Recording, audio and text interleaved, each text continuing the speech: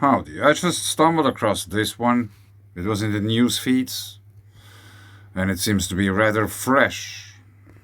26th of April, 2023. Institut de recherche en astrophysique et planétologie, Toulouse, France. Turbulence in collisionless cosmic plasmas. This is very exciting. I have been reading into it. Not too much yet. I just wanted to share this with you. I'm probably too tired to make a proper read through, but let's have just a sneak peek into it. Most of the regular matter in the universe is plasma, an ebullient state characterized by charged particles interacting collectively with electromagnetic fields. When individual particles collide on scales much shorter than those of bulk plasma motions, the latter are described well by a 3D fluid theory, Magnetohydrodynamics.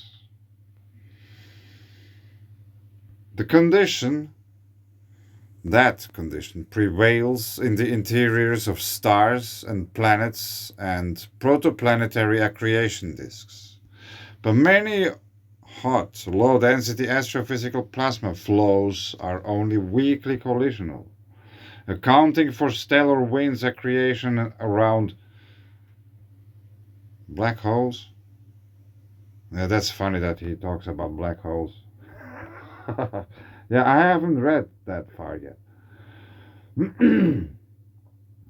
But anyway, there are no such things as black holes. And the motions of the plasmas that pervades intergalactic space requires a statistical kinetic description of the particle positions and velocities in a 6D space.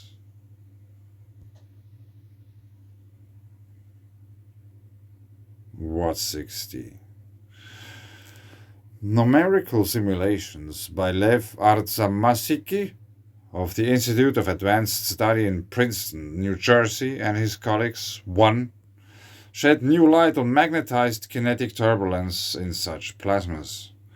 They also paved the way for coarse-grained descriptions of plasma dynamics at the scales that astronomers observe. Coarse-grained descriptions of plasma dynamics.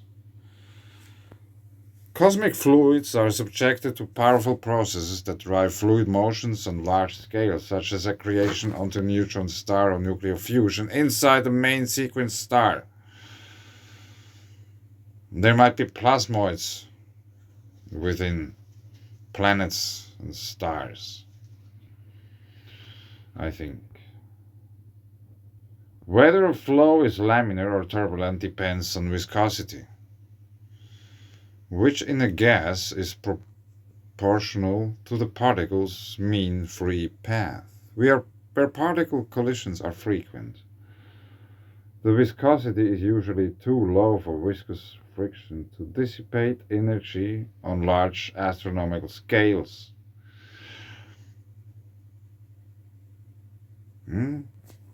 Instead, the energy cascades down to much smaller scales where viscous strains ultimately dissipate it into heat.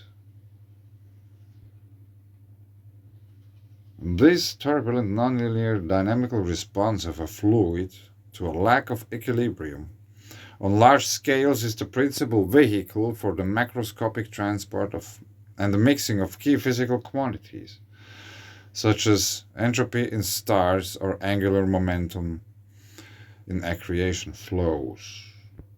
It therefore regulates the energetics and evolution of many cosmic systems.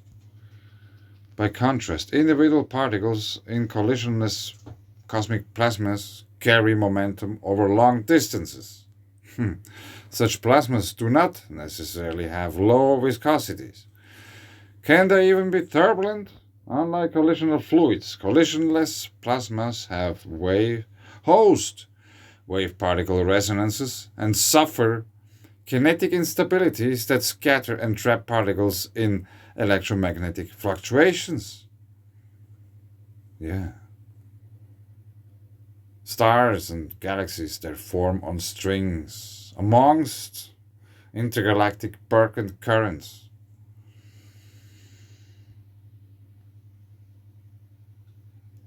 How kinetic dynamics affect thermalization and microscopic collisional and large-scale turbulent transport processes is a fundamental problem of enormous importance and extreme complexity. They are talking about Birkeland currents, do they? Researchers in magnetically controlled fusion have long sought to characterize the many transport processes that prevent efficient confinement of hot plasma. But only recently has a phenomenological picture of turbulence in cosmic plasmas emerged. Although cosmic plasmas usually contain much less magnetic energy than their fusion counterparts, their low collisionality ensures that the radius of gyromotion in the magnetic field remains tiny.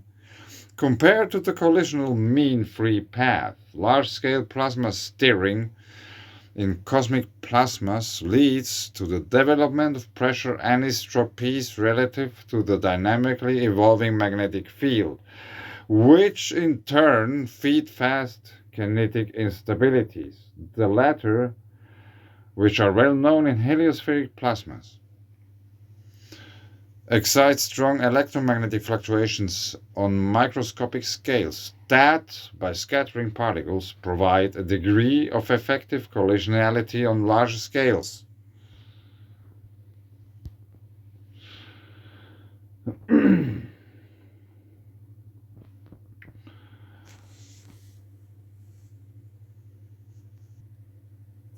If they are talking about Birkeland currents,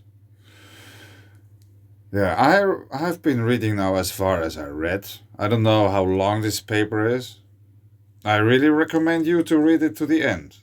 I will do it too.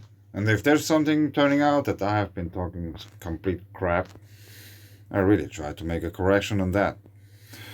But anyway, as far as I know, and as far as I read, but it seems they are talking about Birkeland currents. And there is this Birkeland current simulator, which is totally for free for everyone. Here you can play around with the Birkeland current, how it is counter-rotating. It's a little bit hard to steer.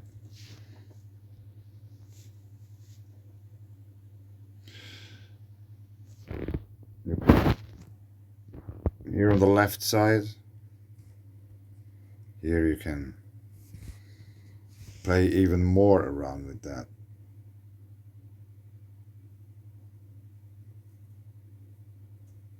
Like this, and then you can smoothness, I don't know what it's, and then the speed. But anyway,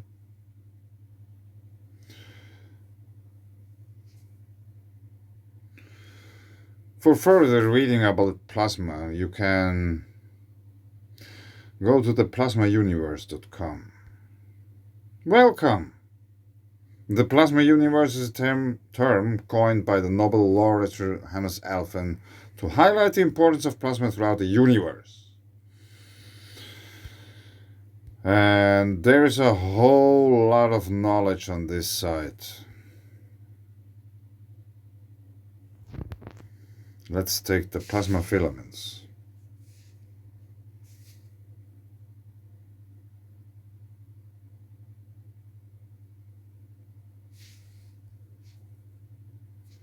Okay, that's interesting. Does the plasma pinch work? Yes. A pinch, alternately called a Knott-Bennett pinch after William Harrison Bennett, electromagnetic pinch, magnetic pinch, the pinch effect, or plasma pinch is the compression of an electrically conducting filament by magnetic forces. but could also be a solid or liquid metal. In a C pinch, a C, usually in nature it is more like this, more like a S than a C. But anyway,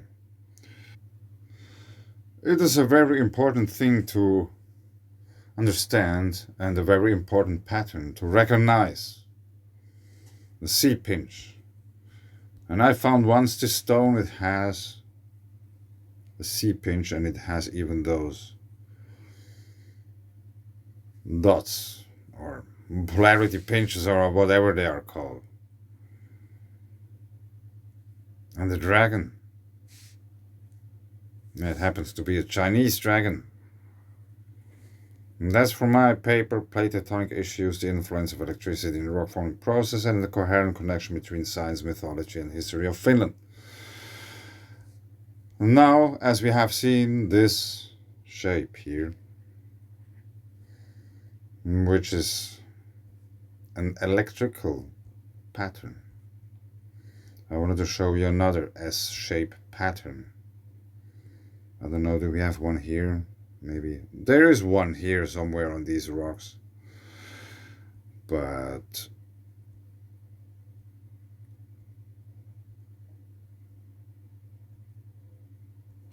yeah, here it is. That's an S shape in a way as well. And I think even that this could have been once, at least briefly, one of Earth's poles, because magnetosphere got so much compressed that the polar cusps touched the Earth's surface. Like the aurora borealis touching the ground. And it left this imprint as a surface conductivity anomaly.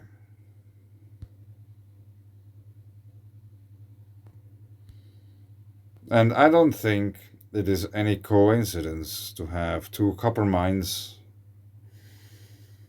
at the red spots. The plasma rock side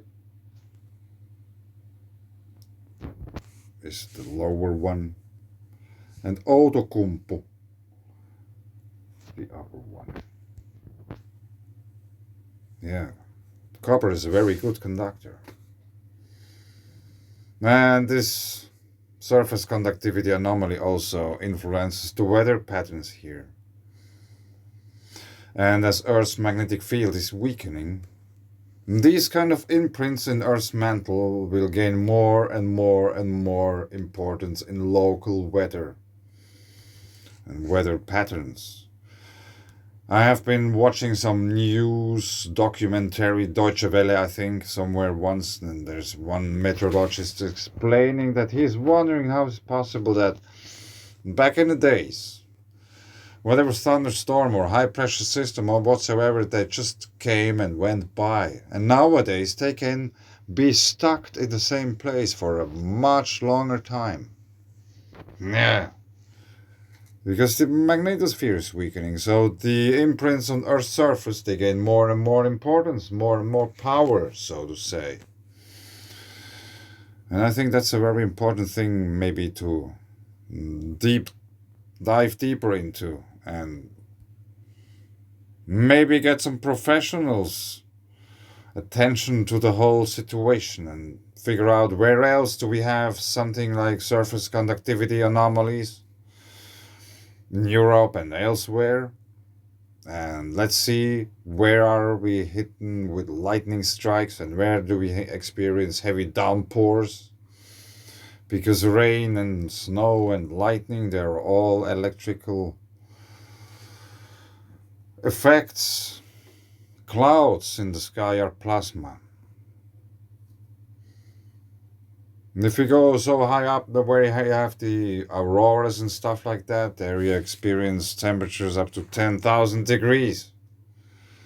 And somewhere like, if you compare to the height of the auroras, 150 kilometers or something, There it can be very hot, 10,000 degrees. And then you go down, down, down, almost at the you're actually at the surface. Mountaintops, they are covered in snow and ice. And then you go a little bit more down, and it's again, you can live. You experience the fluctuations between summer and winter, sometimes a bit colder, sometimes a bit warmer. Here where I live, the difference can be 60 degrees, 30-degree minus in the winter, and 30 degrees plus in the summer. Or more. Which is in a way quite extreme.